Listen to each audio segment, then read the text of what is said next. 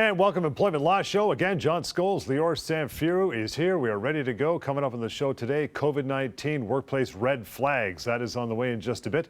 We'll also get to some phone calls from our live radio show. Anytime you want to check out where you can find that show, listen to it, go to employmentlawyer.ca. Reaching out, other than that, we'll have it up for you on the screen throughout the show like we always do. 1-855-821-5900 and help@employmentlawyer.ca. And I know Lior is going to make several references today on the show to pocketemploymentlawyer.ca. That is an absolutely free and anonymous website you can use. It is full of employment law goodies. And again, you should check it out anytime for some advice. Also wrapped up into that is the severance pay calculator, but that's all coming up for sure. Week that was, pal, what do you got for us?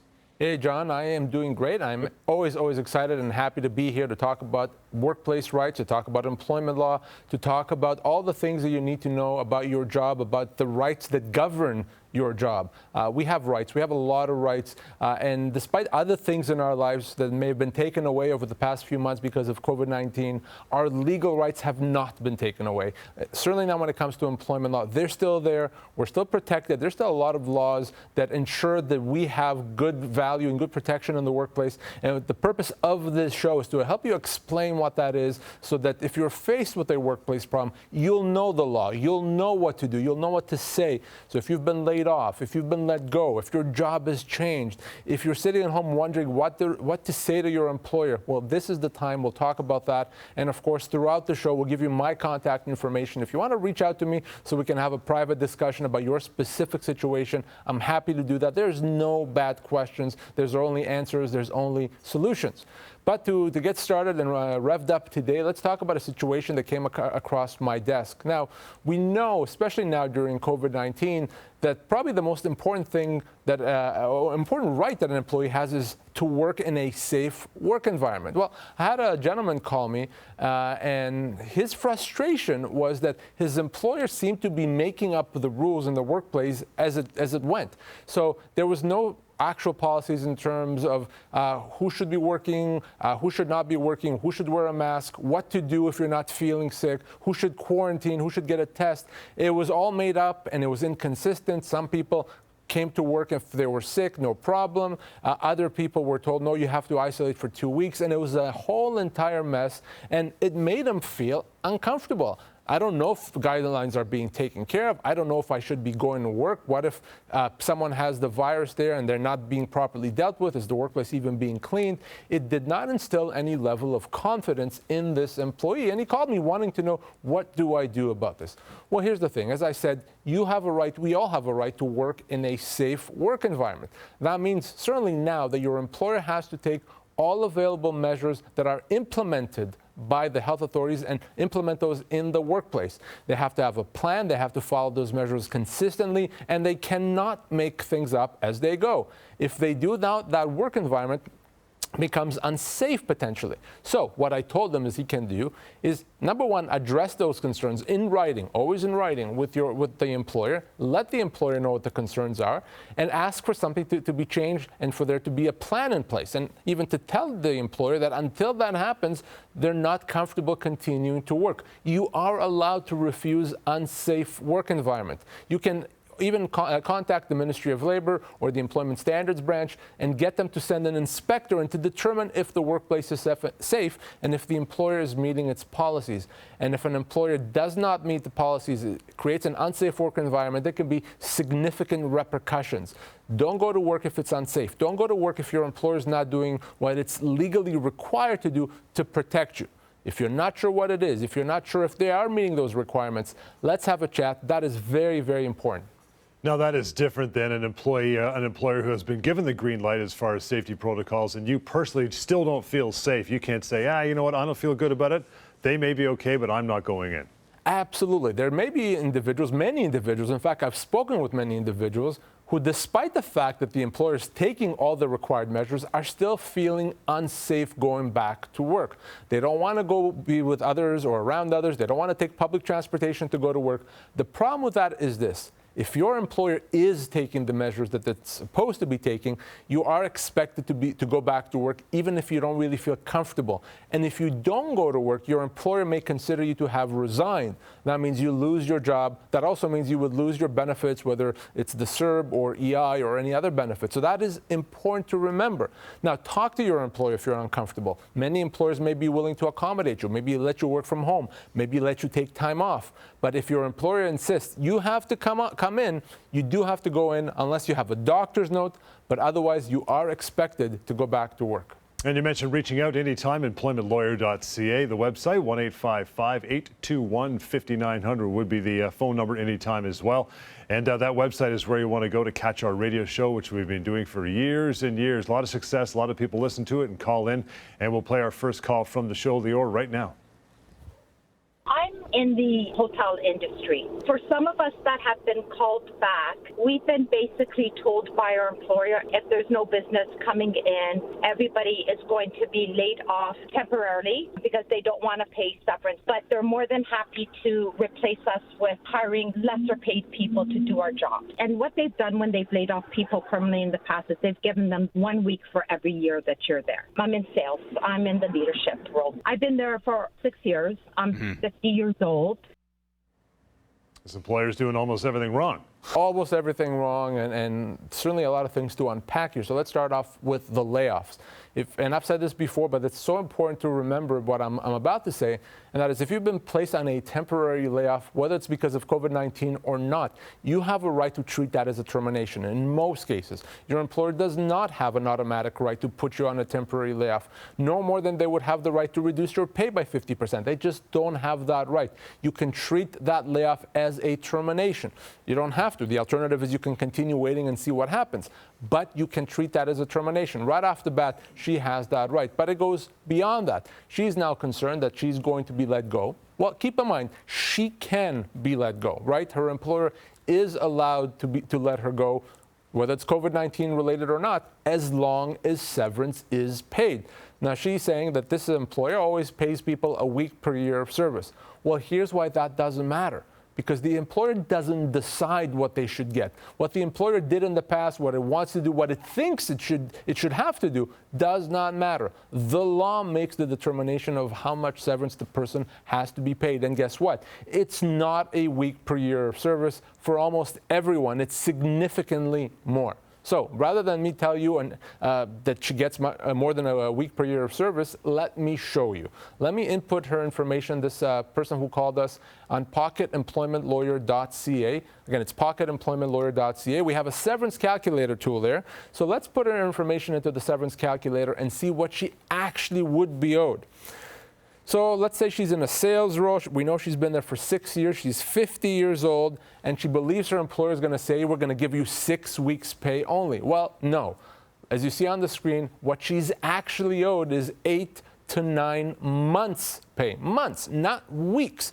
Now, depending on her compensation level, that can easily mean $50,000, $60,000, $70,000 difference. So it's a very important thing to remember. Number one, in most cases, people are offered a lot less than what they're owed.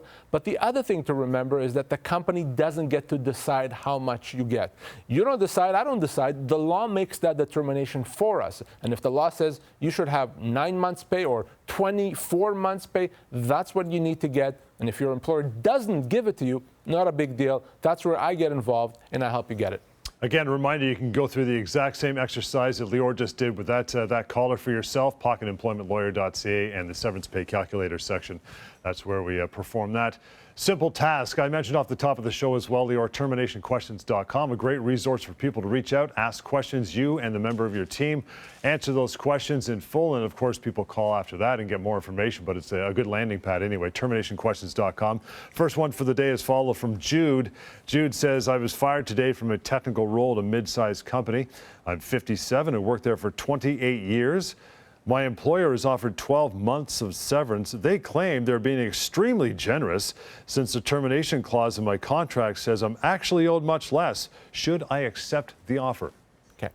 You know, this is a very important question, and this is a very important situation to discuss. So right before you asked this question, John, I talked about severance. I talked about how the law determines what severance is owed. Well, sometimes what an employer does is they have an employment agreement with the employee, and that employment agreement may try to limit your severance. We call that having a termination clause. That's a termination clause. It's a term in an employment agreement that tries to limit severance. And what you may see is a situation where the company says, well, yes, employee, we may have otherwise owed you 18 months pay, but now we can pay you less because of this employment agreement that you signed. So even though there are situations where the employment agreement can effectively limit entitlements, in the vast majority of cases, 95% even of cases, it's actually not enforceable. For technical reasons that I don't need to get into right here, they're not enforceable. They don't properly limit entitlements. So your employer may believe that they can limit your entitlements. They may believe that they have an enforceable termination clause. That does not mean that they do. In fact, chances are over 90% that it doesn't limit your entitlements. And the difference between limiting entitlements and not could be 2 years' pay. It could be hundreds of thousands of dollars. So if you're ever in a situation where you want to know whether or not you're limited, whether your employment agreement does limit your entitlements, you cannot take your employer's word for it, okay? They may not even themselves know the real answer to that question. You give me a call. Now, in this particular question that you read, she was offered 12 months after 28 years' pay. Now, if she doesn't have something that limits her entitlement, she'd be owed 24 months' pay, double. That's why you have to dot your I's, you have to cross your T's, and if your company says, look, your employment agreement limits you, it's your job to get that advice and make sure that in fact it does that. And I guess, if you flip that over to employers as well before they decide to, use some Google template or draft their own termination clauses, seek you out and get the proper information, get one drafted properly. So it is more ironclad, right? It is. And for an employer, if I put my employer hat on for just a second, probably the most important thing an employer can do is have properly drafted and properly enforceable employment agreements with their employees. So many companies don't do that. Either they don't have employment agreements at all, or they get something off Google, or they get something that they used 25 years ago and they think it's still going to be good now. No, they have to get properly drafted agreements that are up to date with the law. And if you don't do that as an employer, you're going to find you have some significant liability to employees. Okay, hang with us. We're going to take just a short break here. When we come back, COVID-19 and workplace red flags. We will get to that. In the meantime, reaching out, help@employmentlawyer.ca. Use that for email, which we'll get to later in the show. And the phone number, always 1-855-821-5900. Be right back. You lost your job. They only gave you 2 weeks of severance per year worked. But where can you find out what you're really owed? I'm going to severancepaycalculator.com. Find out how much you're owed right now. Severancepaycalculator.com. You've been denied long-term disability. You think you're powerless, but you have a lot more power than you think. I'll tell you a secret. It's a numbers game for the insurance company. They're betting on you walking away from money that they owe you. Don't make that mistake. We resolve disability claims all the time. We force insurers to pay what they owe. We're in your corner. Call Savan and his team, 1-855-821-5900, or go to disabilityrights.ca. You lost your job. They said they had a good reason, but you think you've been wrongfully dismissed. Now what are you going to do? I'm going to employmentlawyer.ca. Always check with the employment lawyer first at employmentlawyer.ca.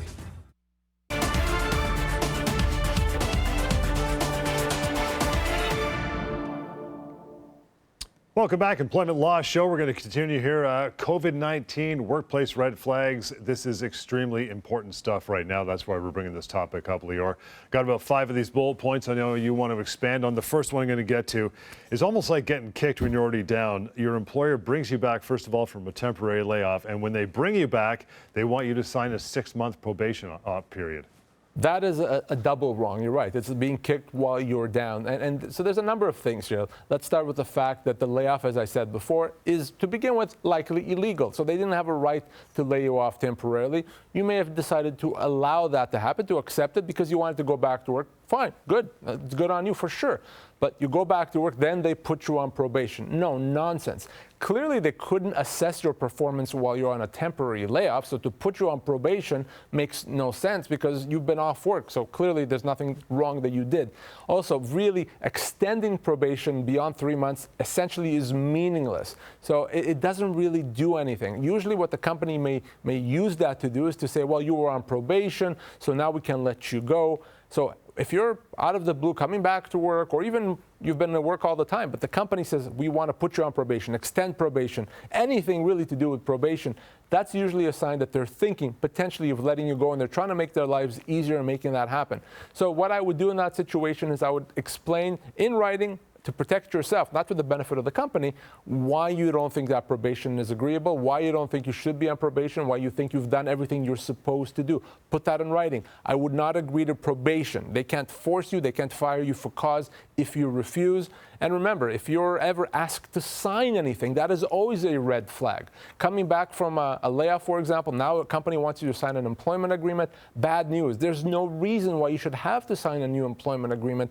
And I'll tell you why the company wants you to sign an employment agreement, and that is because the terms in there are better for the company, meaning they're not as good for you. It could limit your severance. It could give the company rights that they didn't otherwise have. So never, ever a good idea to just put your signature on a piece of paper without realizing what you may be giving up. We are discussing workplace red flags when it comes to COVID-19. Now, the second one, you can understand where it's coming from. A lot of employers, companies, if they haven't gone out of business altogether, they're really tightening the purse strings because it's tough. But even still, they'll bring it back, or even if you're continued working, they're going to try to cut your pay because of COVID-19 and using that for an excuse, right? Yeah, and here's, I'm here to tell you the law, right?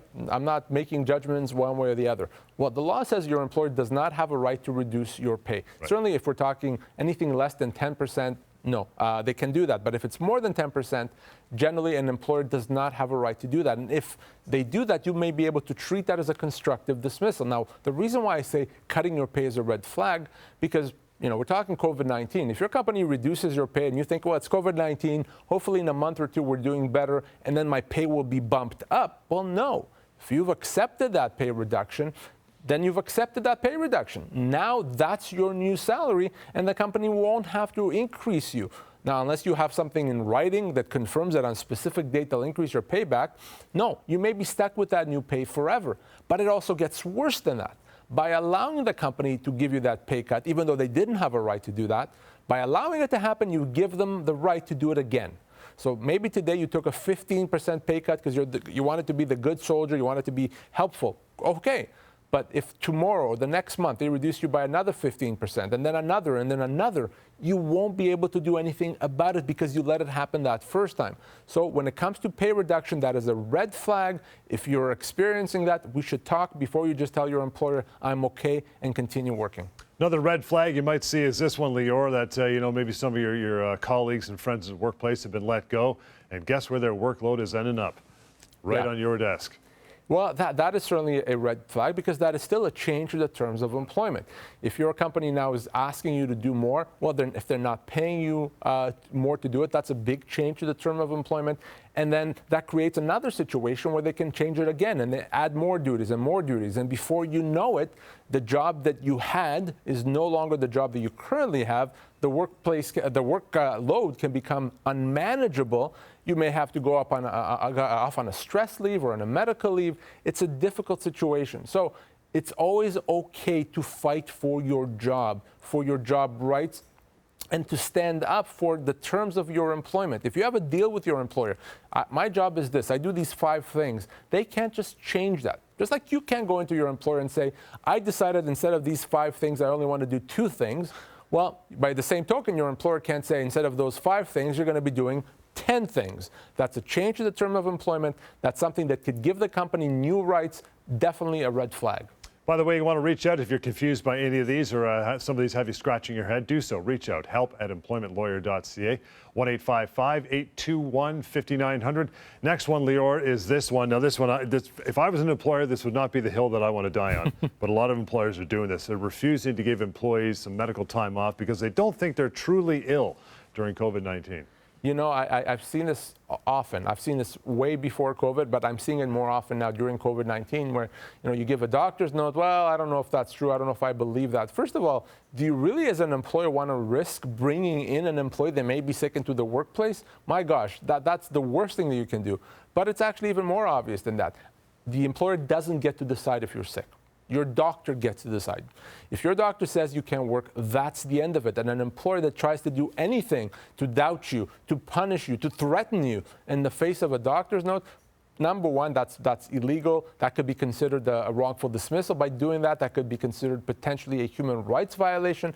No, that's, as you said, John, not the hill that an employer should die on or should choose to die on. Very bad idea. And if your employer ever does that, make sure you get that doctor's note. If that doesn't work, give me a call. Sometimes a little nudge from me may get the work done. All right, get to one more before the break here. We're talking workplace red flags when it comes to COVID-19.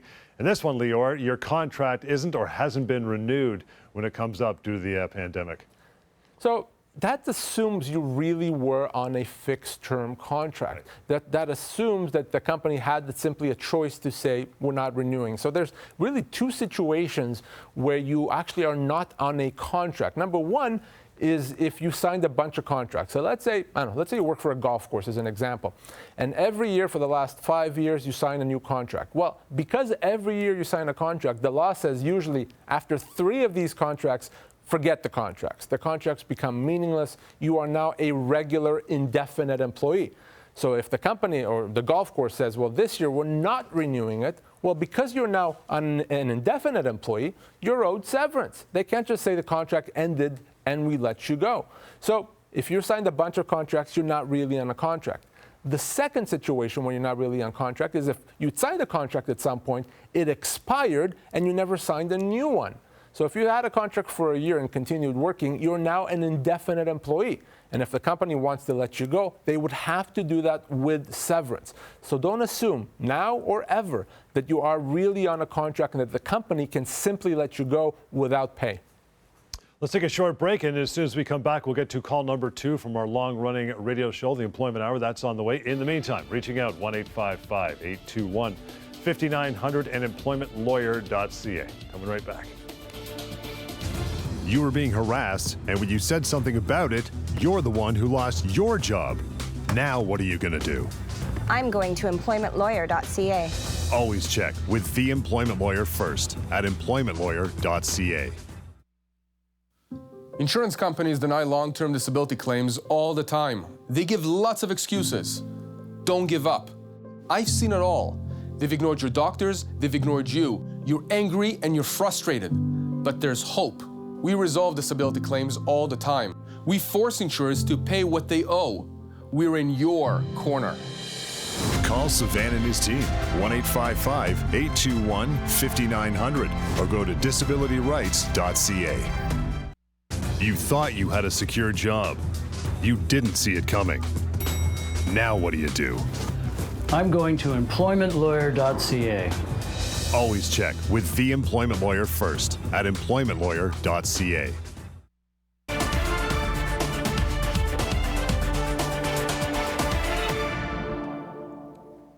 Welcome back. Employment Law Show. Still got a few minutes to go, so we will get to phone call number 2, Lior, from our radio show. Again, employmentlawyer.ca. If you want to reach out and find a station near you where you can catch that show. Been going for about, I think we're over 8 years now, so we got a lot of calls, a lot of interest. So here we go. Call number 2 is coming up, pal.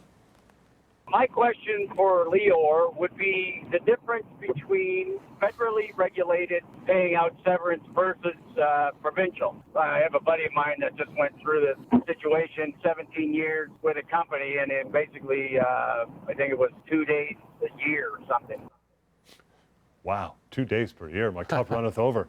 So some employees in Canada are regulated federally. For example, people at banks, people that work for railways, certain truckers, they're all regulated federally. And there's this misconception, John, you and I have talked about this before on the TV show, we've talked about it on our radio show, that there's this misconception that certain federally regulated employees don't get as much severance as provincially regulated employees. So let's be very, very clear once and for all. You get the same amount of severance whether you're federally regulated or provincially regulated. Why? Because the factors are not what governs you. The factors are your age, your position, and the length of your employment. So that's why it's those factors and not whether you're federal or provincial. Now, your minimum entitlements may be different whether you're federally regulated or provincially regulated, but that doesn't matter. Your full entitlements, what we call your common law entitlements, are going to be exactly the same federally or provincially. So we know that this person, after 17 years, was given 2 days per year. So that's, 34 days, I guess, if my math is correct. That's over a month's pay. John, this person easily would be owed a year's pay, if not more than that. So that's why it's so important. And by the way, I see this often with truckers. If you drive across provincial lines, you're federally regulated. If you are let go, guess what? You still are owed significant severance, just like any other employee. And anyone, whether you're a trucker or anyone else, you can go to pocketemploymentlawyer.ca. Again, pocketemploymentlawyer.ca to calculate your severance in seconds, free, anonymous, accurate. So check it out. We'll get to phone call number 2 as we roll on here, Lior. I'm on long-term disability. My employer only had to hold my job for so many months. I'm not ready to come back yet, according to my doctors, but there is a time period in which LTD does run out, and I kind of wonder, do they just let you go after that, or what can I do about it? If I did come back, your position is no longer available. We filled it. Find another position somewhere in the company. There's so much misinformation when it comes. There's a lot of misinformation. I almost have to kind of take a breath before I really dive into this. Right. But let's start with the obvious thing, and that is that you can be off as long as you need to if you're on a medical leave or a disability leave. There's no time limit. There's no situation where the company says, well, if you're more than 3 months or 6 months or 12 months, you're gone. You can be off as long as you need to, so long as you have your doctor's support. So there is no arbitrary timeline. There is no finite date or finite period of time during which, well, if you're not back, you're out of here. It doesn't work that way. In some situations, you may be off for months, even years. As long as you have a doctor's support, as long as you're working on getting better with the view of coming back to work, at some point, you can be off work. And if the company tries to do anything to say, well, now you've been gone for too long, in many cases, that could be a human rights violation, wrongful dismissal, you name it, it's wrong and illegal. Now, the other aspect of this is what happens with my disability plan. If I'm on LTD, long-term disability, what if I get cut off? Generally speaking, long-term disability should only cut you off in one of 2 scenarios. Either you've reached the age of 65, most policies would end at 65, or your doctor says that you're able to go to work. If your doctor says you can go to work, then yes, it's fine to be cut off. Most times, and many times, insurance companies will try to cut you off before your doctor clears you because they want you to get off their payroll and go on someone else's payroll. Well, if the doctor says you can't work, you should be on. And if the insurance company cuts you off, threatens to cut you off, becomes unreasonable or unhelpful, let me know. We have a whole team at my firm dealing exclusively with these issues to help you get on or stay on benefits if you need to, so that the insurance company can't cut you off. So you can be off work, your employer can't do anything to you, have your doctor's support, and when you're ready to come back to work, they have to make all efforts to bring you back. If legitimately there's no job, despite them trying, yes, then they can let you go with your full severance, but no, they simply cannot impose an arbitrary deadline by which you have to come back to work. Quick, in 45 seconds, prognosis, diagnosis. What can the employer ask? I've been saying this so often now, John, my gosh. Yeah. So prognosis, your employer is allowed to ask questions about how long you're going to be off. What kind of accommodation do you need? Is there anything that the company can do to help you come back to work? Those are legitimate questions. We call this prognosis. What they cannot ask is questions about your diagnosis. They are not allowed to ask what is the medical condition. They're not allowed to ask what medication you're taking, what specialist you're taking. No. They also can't demand that you see their own doctor. It doesn't work that way. You have a right to privacy, and whether you can't work because of a bad back or you can't work because of depression, it doesn't matter. What matters is whether you can or cannot work. If your employer overreaches, let me know. I'll help you. Good for another day, pal. Thanks for clearing all that up, and we hope you enjoyed the show. You'll want to reach out now that we are done. You can do so, no problem. 1-855-821-5900. help@employmentlawyer.ca. Shrink that down to employmentlawyer.ca to catch our radio show. And always, your best pal, pocketemploymentlawyer.ca as well. We'll catch you next time in the Employment Law Show.